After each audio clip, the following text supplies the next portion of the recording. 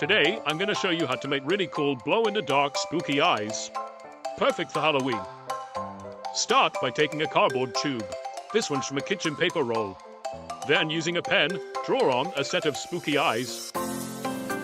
When you're done, take a pair of scissors and carefully cut them out. You should have something which looks like this.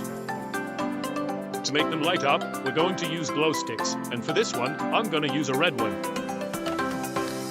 Once you've activated your glow stick, pop it inside the cardboard roll. Then use some tape to cover over the ends. This will stop any light escaping out of the side. When you're done, it should look like this. Dim the lights, and there we have our spooky eyes. Pretty cool, huh? You can try experimenting with different types of eyes and different color glow sticks. And they're perfect for hiding in the hedge, so at nighttime it looks like there's something in there watching you.